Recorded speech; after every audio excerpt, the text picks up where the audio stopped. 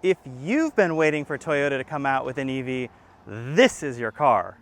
I'm Michael Drives, and this is the 2023 Toyota bZ4X in limited trim and Windchill Pearl. This is Toyota's first all-electric car. Now, if we go back to the year 2000, Toyota introduced the Prius, and the Prius had something called hybrid synergy drive, which was completely new at the time. This was a gas engine that had electric motors that assisted it to improve fuel economy and reduce its carbon footprint. And this was groundbreaking because this technology eventually worked its way into Toyota's lineup, into almost every vehicle, and for not that much more of a cost. All of these technologies have helped reduce the carbon footprint of millions of Toyota drivers over the years. And now we've got Toyota's first all-electric car, and I'm really excited to take you through this car. So we're gonna take a look at the exterior, the interior, the cargo area. We're gonna take a peek under the hood. We'll take it for a drive, and then I will tell you my fabulous favorites and not so favorites about the bZ4X. The bZ4X comes in two trims, XLE and Limited. This is the Limited model, but it is front-wheel drive. Now, all-wheel drive is also available, and all-wheel drive is available in both trims, but you don't have to go that way.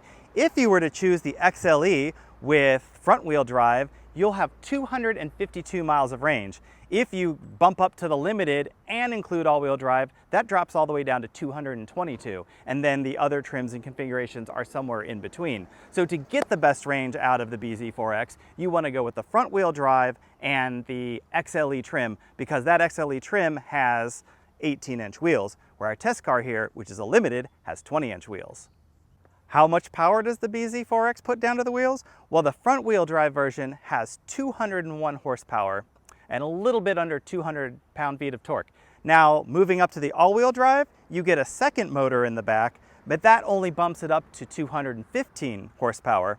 And it's actually gonna add a little bit more torque, more than you would think. So it's an incremental, 14 or so horsepower that are added, but it's gonna bring the torque up to 248 foot-pounds of torque. However, that's gonna be a penalty on your range. Now, moving up to the Limited trim not only gets you 20-inch wheels, but it's gonna get you a heated steering wheel. You're gonna have heated and cooled front seats. You're gonna have a power liftgate that you can kick to open, and a few other niceties that sort of bump that up, but they're mostly visual and comfort and convenience items. One of the things that you will definitely like in the Limited trim is the 360 sort of surround view camera. I wish that were available at the XLE trim. That is the one thing that might push me up to that Limited trim, but honestly, the XLE trim is so well equipped, that may be the one for you. So let's take a look at the design of the bZ4X on the exterior. Up here, up front, we don't have a fake grille. There's no cover here. It's just beautifully, nicely rounded out. And it looks really good. It's sort of pinched down here with a very, very sleek look. And then down here, when you do need air for battery cooling and, cooling the AC, that will open up and that air can go in there. On the Limited trim, you've got this nice sort of satin surround, a little bright work there. I don't believe that's on the XLE trim. And you do have LED headlights. Now, you have more premium, I believe, bidirectional LED headlights in the Limited trim, but all lights on all trims are LED with the bZ4X. Up here, this design is what Toyota calls a hammerhead design. I don't know, I feel like there's a bit of a hammer in my head right now when I look at it, but it's subjective, that's up to you. What else is cool about this hood here is it has this nice sort of two-tone. Now, two-tone can work well or not so well. This, I think, works really well. They've got this black area up here, which makes it look kind of like a race car, like there would be vents with heat coming out. It's just a nice touch that really helps break up this area and gives it a more modern feel, a more forward-looking feel. Coming around here on the side, again, this is the Limited trim, so we've got these 20-inch wheels.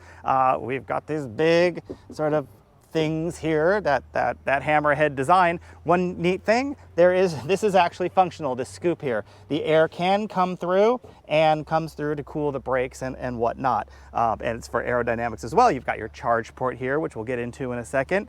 And then of course you've got your side view mirrors, your chrome window surround in this trim. You do have integrated roof racks on all trims, and all trims also come with a glass roof that is fixed, so you cannot open it, but it is beautiful and it's large. And there is a power sunshade inside, which I'll get to. Over here at the rear of the bZ4X, we've got a big glass hatchback on the back, and as you will note, there's a no windshield wiper here. But again, there's a lot of controversy on this, and I want you to talk about this in the comments and see what other people feel. But this car has such great high definition cameras that you don't really need to look behind you through the window for backing up. If it's raining or whatnot, you're going to have a really clear view through the rear cameras. Other than that, there's a nice integrated spoiler here. You've got LED taillights coming all the way across the back, and then this bZ4X badge. Well, what does that really mean? What is bZ4X? So bZ stands for Beyond Zero. That is zero emissions. That's Toyota's way of saying electric, okay? And then 4 is because it's in the class of about a RAV4. And X means crossover SUV. So this is powertrain, size, and what format the car is in. And you're gonna see this naming convention in future Toyota products. And then limited, and that may mean limited range depending on the model that you get. No, it actually doesn't mean it's the upper trim versus XLE, which is also available at the time of this video. But think of it how you want. Now down here, this can go either way. So this is the bumper, okay, this is a bumper, but it is just a matte, it's plastic, it's not painted, and that may look very basic and sort of cheap, but it's so functional because if someone's going to bump your bumper, which is kind of what bumpers were for, then it's not, if it gets a scratch, no big deal, who cares? It's not gonna have all these different colored lines on it because the paint scraped off. If it's a white car, it's not gonna turn to like gray underneath or black, whatever is the color of the bumper, because it's just the bumper. It's a piece of plastic.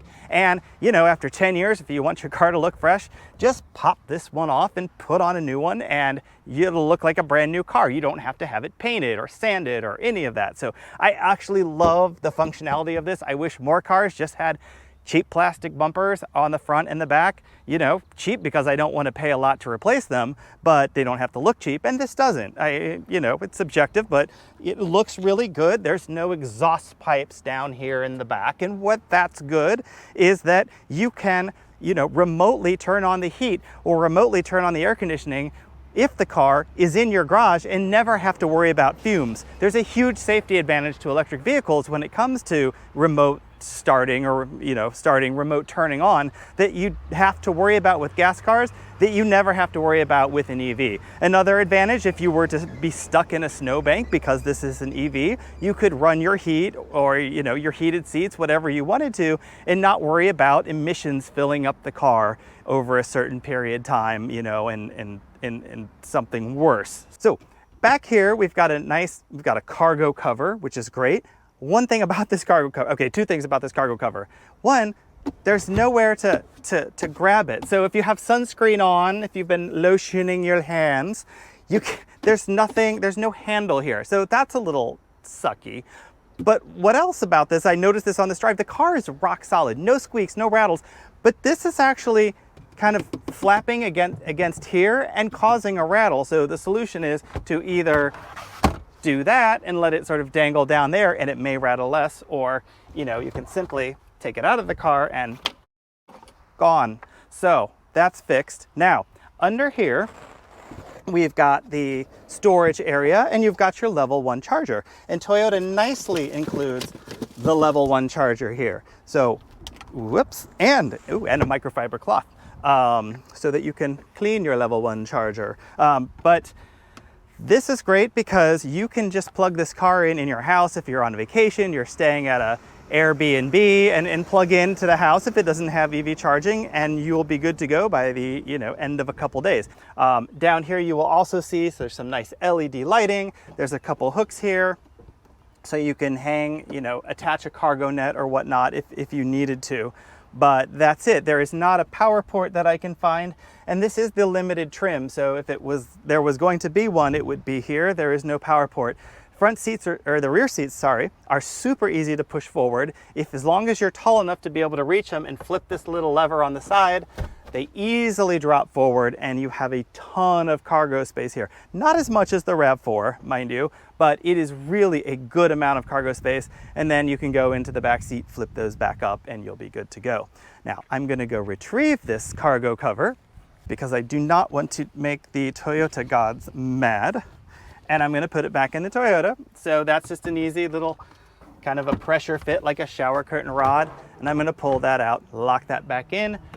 Up here, you have nicely a button to drop it, and then you have a button that will drop it and lock it. So we're gonna do just a drop and give that a push. Let that fall down, and then let's take a look at the interior and see what we have in there. Welcome to the interior of the bZ4X. You will notice that this interior is the all black interior. And when I say all black, everything is black. It's glossy black, it's soft black, it's rubbery black, it's piano black, but everything in this car is black.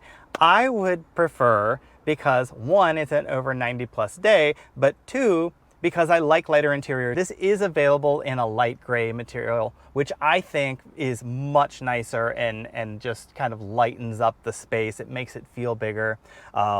I will note that in the limited trim, which is this vehicle, you have this sort of leatherette. It's a very nice modern feeling. It's not, sticky vinyl or anything. It's a really great leatherette, and that's going to be so easy to wipe down if you have kids or pets. It's not going to wear and crack. You don't have to moisturize it like leather, which is great. You do have leather, however, on the steering wheel itself. Toyota has not gone with a vegan-friendly, animal-free interior, unfortunately, but as far as I know, that's the only touch of leather on the interior. Another thing to note up here is that you've got this beautiful 12.3-inch touchscreen. It's very high resolution, and it's gonna control your wireless Apple CarPlay, which you get in here, and your wireless Android Auto, and it has native Google in here. And you can actually say, hey Toyota, and have it perform a command. You can have it perform a command for the HVAC system, so your climate control. You can have it interact with the navigation if you wanted to, and the entertainment multimedia system. It will do that. Now, this comes standard with 6 speakers, speaking of entertainment systems. However, a JBL 9-speaker 800-watt system is available. All bZ4X models come with climate control for both the driver and the passenger, which is a nice feature.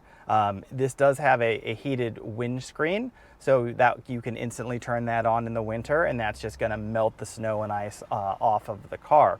Up here on the display, you'll have volume buttons right here, repeated on the steering wheel itself. If you do want a volume knob, you will have to upgrade to Lexus, and you'll have to go up to the Lexus RZ, which has a knob right here where these volume buttons and the power button are for the audio. Moving over here to the MID. Now this is very interesting. So you don't look through your steering wheel to read the speedometer like a traditional car. You're actually looking over the steering wheel. And so the steering wheel sits a bit lower, which actually feels pretty good. And then the display is up a bit higher, a little bit in your sight line, but if you adjust your seat correctly, that shouldn't be too much of a bother. And this car is not available with a heads-up display because the display, or head-up display, excuse me, because the display is actually up where a head-up display would be. One of the things I love about this display, it's small and it's crisp, but it's a very modern layout. You have no fake analog gauges represented by a digital display. You simply have a digital display with modern indicators. You have a speedometer dead center, and that is something I love. I just want to know what speed I'm going. Give me a number. Don't make me figure out with a gauge. It's fine to have an analog watch, and I do have one. There is driver assistance features laid out in there that you can tell if they're on or off. Your automatic cruise control, which all bZX trims come with, are available in there. One thing coming back to this, so if you do hop into a bZ4X, here's how you put it in drive. You have to push down on this collar after you put your foot on the brake and give it a turn. The car is not going to go anywhere, of course, if you don't put your foot on the brake. And this is not a you just turn it knob. You have to push down on the collar and then give it a turn. Other buttons here, you've got a button to turn on your camera if you want to see your 360 surround, because this is the limited trim. And then there's an eco mode, and that eco mode is just going to stretch out your your battery life just a little bit, you know, a little bit softer, less aggressive driving. And there is a button here with an accelerator on the pedal. And if you push that button, it's going to give you a little bit more toward one pedal driving. You're going to get a lot more regen and a lot more sort of, I don't want to say aggressiveness, but it's going to be much more responsive with your pedal movements by hitting that button. And you've got your automatic electronic parking brake right here as well. Moving to the steering wheel, your typical driver assistance feature over here with the automatic cruise control on the right side. And then on the left side, you can change the menus with the screen, and then you have your infotainment buttons as well. So you can go volume up and down. That's a toggle. It's pretty easy to reach. I really like the padded dash. And one of the things that's available in this car, which is kind of neat, is that, well, you will notice first that there is no glove box under here. There's no glove box because there are these available leg and knee warmers that you can get as an option, and I think it's the cold weather package, I'm not sure, but that is an available feature that sort of sends radiant heat down here. Now, where are you gonna put your driver's manual and all the stuff you'd normally put in a glove box? Well, there's a huge storage area right under the center console. Very nice. Along with that storage area, there are two USB-C ports down here underneath near that storage area. And then kind of interesting, and I've never seen this on another car, not yet at least, is in here you have your Qi charger in this nice little thing, compartment, and you also have a USB-A, which is the sort of traditional old big square USB connector. Should your phone or one of your devices need that, you've got to, you know, connect it in there. But of course, I don't think there's a way, if that cord had to dangle out here and power something else, it couldn't. It basically has to be for your phone, and this has to stay open or not. One of the things about putting your phone in something that closes is, and at least for me, every time I get out of the car, I forget my phone. Oh yeah, where's my phone? Oh, it's back in the car. I have to go get it. And I think there is a chime or warning on the dash that says, get your phone, but that's not what you're paying attention to when you're getting out of the car. So I wish it were more visible and maybe just pulsated and glowed, something that drew my attention more to, hey, get your phone, Michael. But you don't have to have a cord here, which is awesome because wireless Apple CarPlay, wireless Android Auto, and wireless charging right there. Super cool. I would probably leave this open all the time, but then again, your arm wants to rest here, and that's uncomfortable, so you cannot. You have to close it. You do have storage down here. This slides back and forth, which is super nice, and you've got nice storage in here that's carpeted, very slick, and you've got two very deep cup holders that will sit here. So if you have a normal size cup, it's not really going to interfere with your hand. In fact, the drink may just rest right in your hand. We've got a glass roof, and we've got a front glass and rear glass area, and this is electrically controlled by a window shade. It is so hot in here on this hot day that I've kept it closed for this video, but that will slide all the way back, and so you can open it for just the front or open it for the front and the back, but you cannot have it open for the back only and then close off the front, unfortunately. It's just one big shade that starts at the back and will close all the way to the front. And I'm going to close that now to keep the temperature down so you don't see me sweat anymore. This car also has Drive Connect, so you can control the car with your phone, and that's included for 3 years. And then there is the Safety and Security Connect, and what that will do, and you'll get a 10-year trial subscription to that. That's included with the purchase of the car. So within 10 years, if you know your car needs some maintenance, say, oh, the brakes are running down, or it's time to come in for a brake fluid change, because there's not a lot of maintenance on an EV, your Toyota dealer is going to be notified. The car is going to let that notification happen, and they'll reach out to you, or you can schedule something possibly in the app. And then the Safety Connect, that means there's a little button up here that if you flip this down, it says SOS, and there's a little telephone on it. For 10 years, you hit that button, and emergency services from Toyota are right there ready to answer your questions or bring you the help you need, and can assess the situation at that time. So that's super cool, and that's included for 10 years. Two more convenience features that I'd like to mention is you do have an auto dimming rearview mirror. This one has Home Link, so it can control your garage door or exterior lights or whatever you have connected to Home Link. And then you do have automatic rain sensing windshield wipers in this car, that when the rain starts, it's going to automatically turn on. One more feature you have is automatic headlights, so you don't have to remember to turn your headlights on or off at night. Set it to auto, set it and forget it, and you're good to go. Let's take a look in the back seat and see what we have back there. Well, hello and welcome to the back seat of the bZ4X.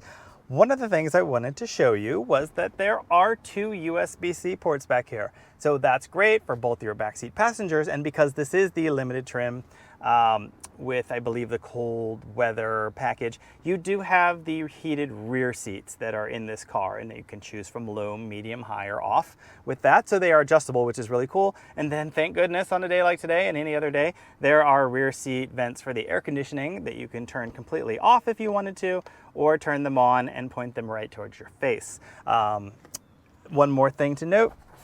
We've got cup holders in the integrated rear armrest. So I've been in a few cars without rear seat armrests, and boy, does that feel awful. It's so nice when you're sitting back with two people. One, it gives you your space. You don't lose your space. People aren't all like, you've got separation of space, so great for kids, if there are two in the back.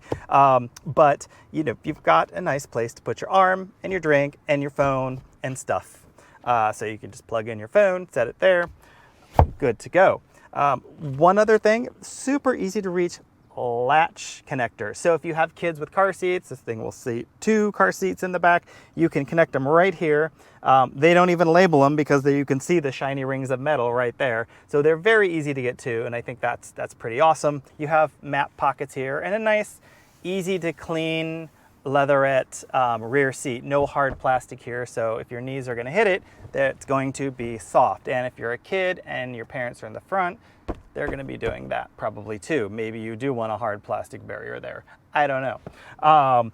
Over here you've got three headrests, and everything else is pretty explanatory. I opened up the window screen for the glass roof, so that's kind of beaming in my eyes right now, but I just wanted to show you how airy it makes it feel in the back. You've also got hooks here for your hanging clothes should you need to, and you could hang a bar across the back and have a whole rack of wardrobe for your next show, whatever that may be. So we're gonna move on out of the car and let's check out and see what's under the hood.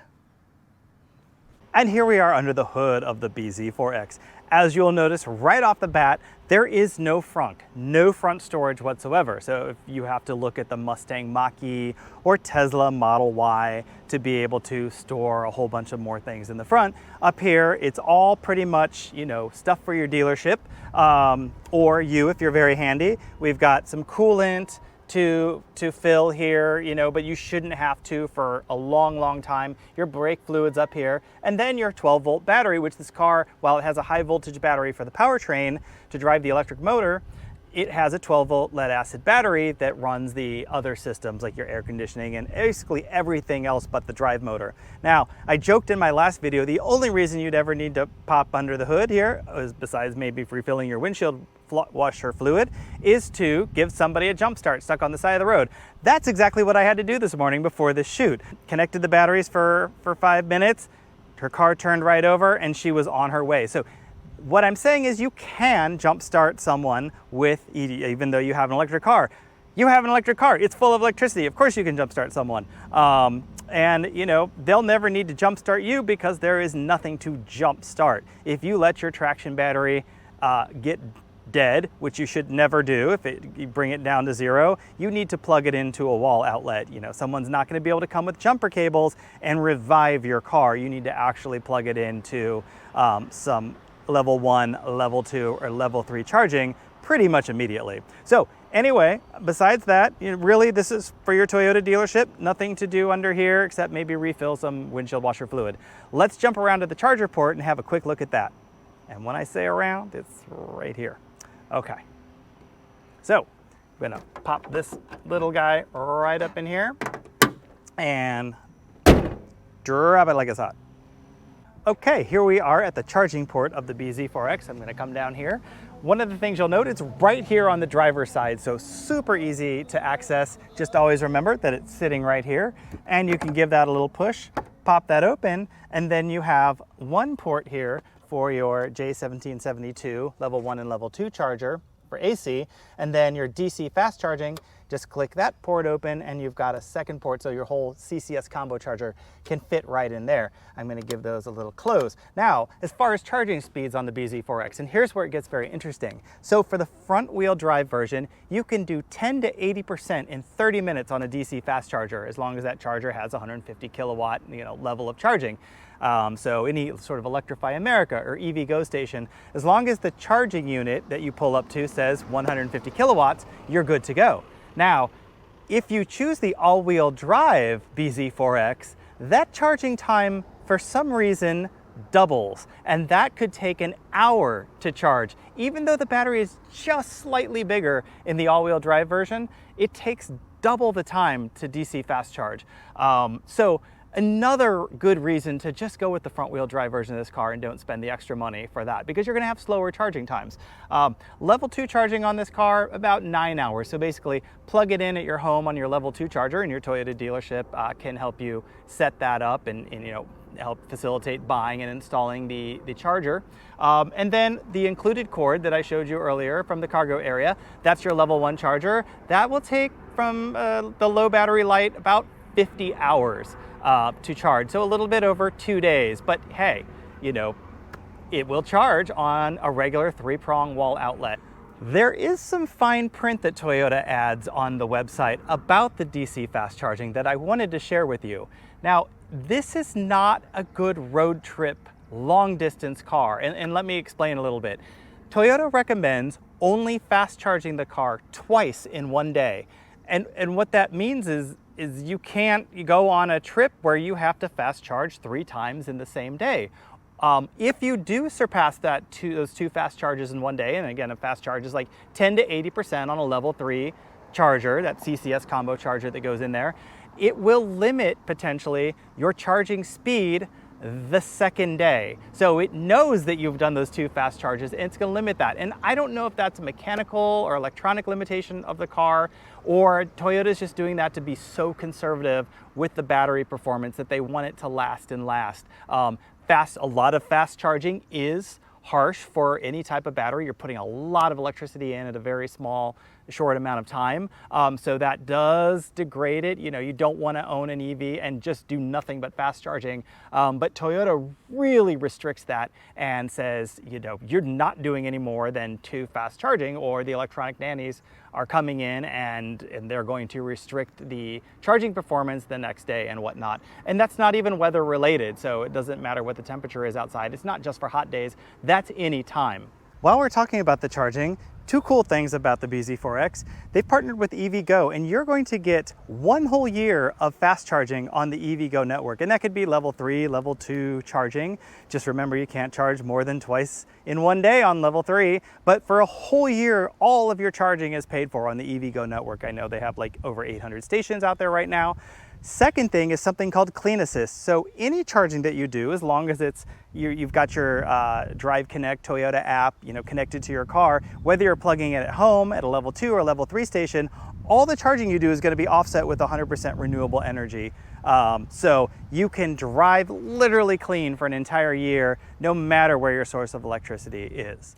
Now here we are for a drive in the bZ4X, and one of the things to pay attention to is just how smooth this electric powertrain is. I mean, if you compare it to a RAV4 or RAV4 hybrid, something you may have currently own or be cross-shopping, this car is just so smooth, and there's no kind of moaning and groaning when you go to hit the accelerator or the brake, or there's no starting of the car. If you've driven a car with stop-start, there's none of that because it's an electric car. It's just going to smoothly go, and it does have some pickup. And even though this is the front-wheel drive trim, it's got plenty of get up and go. And I will tell you also that the automatic cruise control works pretty flawlessly, and I've used it extensively.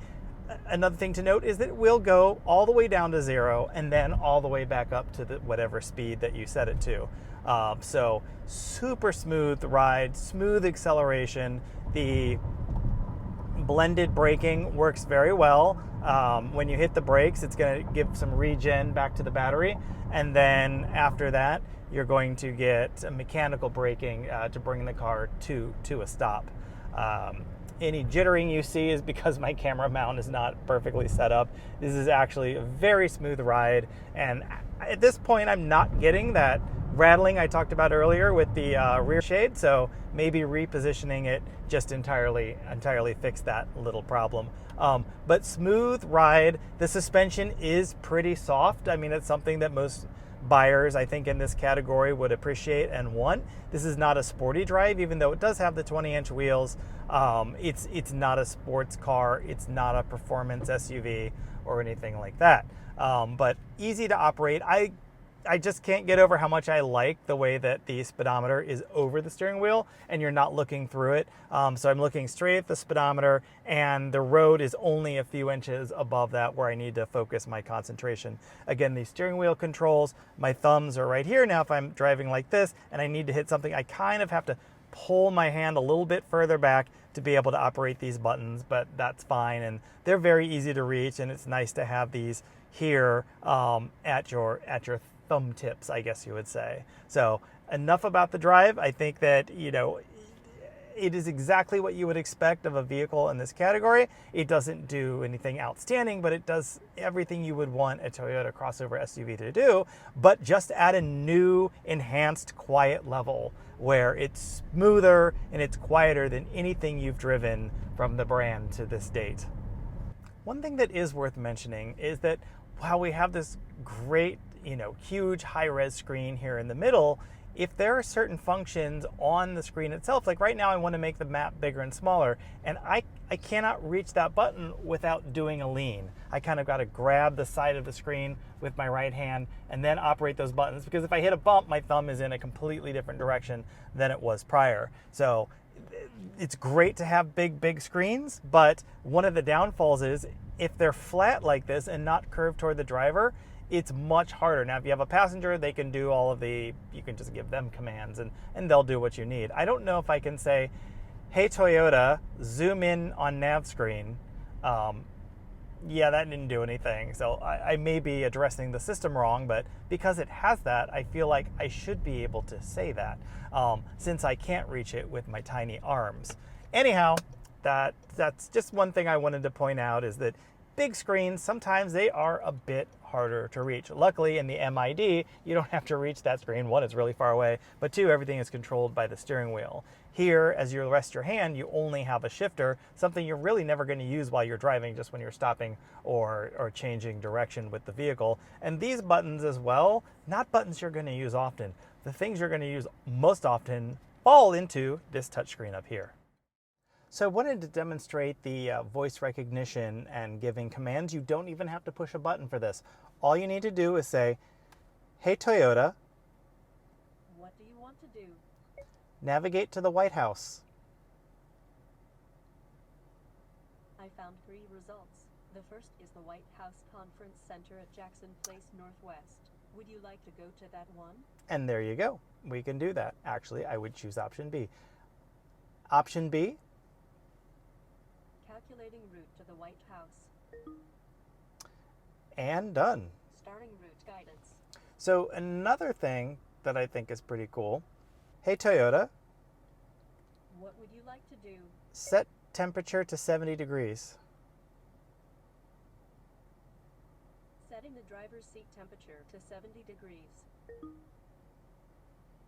And you can see, because it's on sync, driver and passenger both got 70 degrees. And of course the seat is also set to auto, so that will become 70 degrees, and the seat cooling is on as well because it's on auto. Cool feature, I love that. And now I want to show you the parking. Now this car does not have automatic parking, but it does have some sort of next level technology where if you hit the view button and I'm going to go pull up to a spot, it's going to give you this like drone footage, and you'll actually be able to see where your car, almost as if it's invisible, and what everything looks like around it. So we're just gonna pull up here when it's clear. And now you can kind of see that in here, but let's see what it looks like to pull into a parallel parking space. Aha, here's a spot right here in front of us between 2 cars. So I'm gonna sort of pull past the one car and come up to it here. Now I'm really sweating because you're all seeing me park without automatic parking, but let's see if we can do this. And you'll notice here on the screen, you can see the outline of your car and what the ground actually looks like. It's cool, it even has the shadows and everything like that. But parallel parking is so easy when you have a camera like this, because you're gonna pull back, and I'll probably bump that curb with my tire right there, and I'm just gonna pull forward.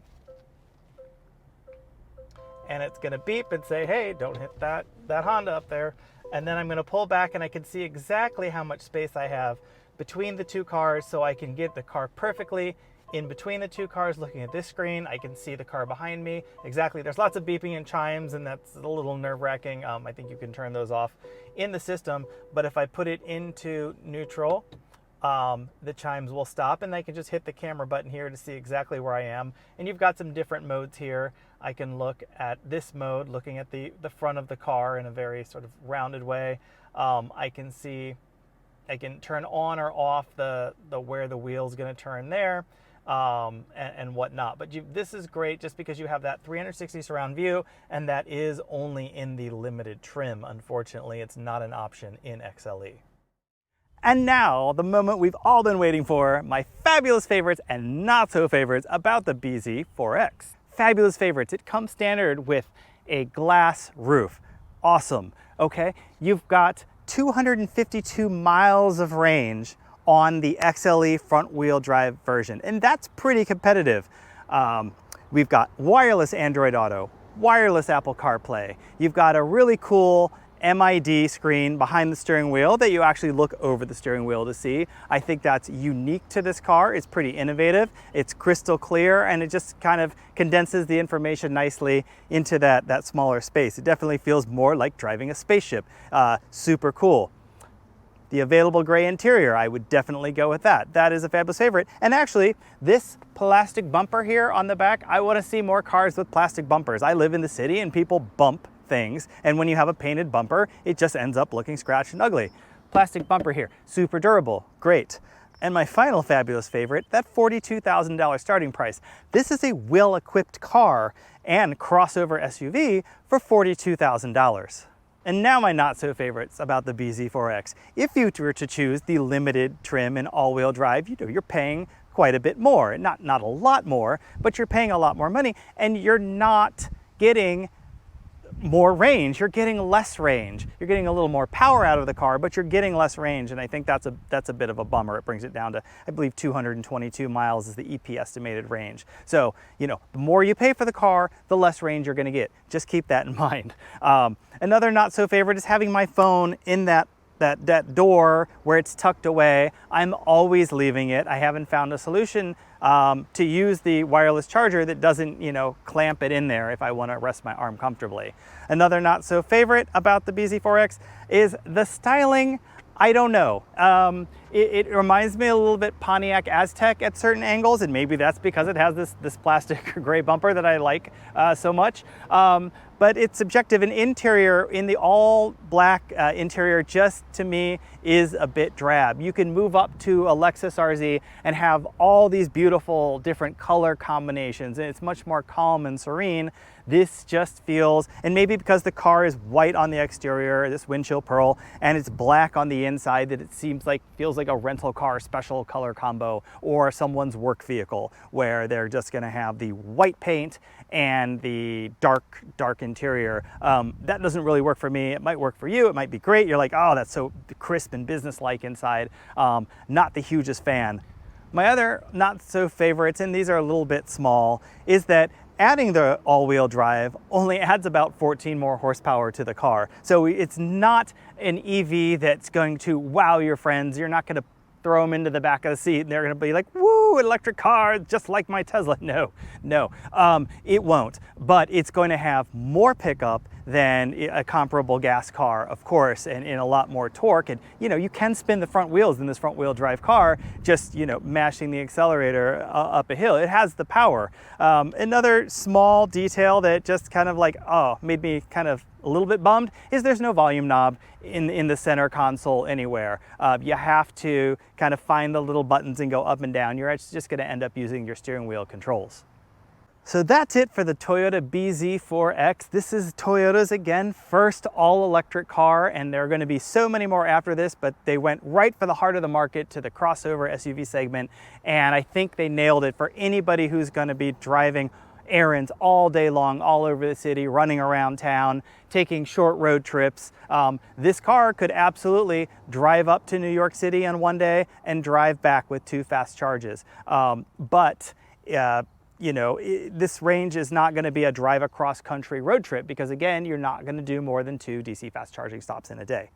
So thank you for watching. It's been a pleasure having you here. I'm glad you made it till the end. Please subscribe if you haven't. That means the world to me. And if you would like to see some more videos, please check them out. Please comment on this video. Tell me what you liked, what you didn't like, what you would want to see out of one of these videos. I'm here to serve you. Thank you for watching. Be kind. Have a good day.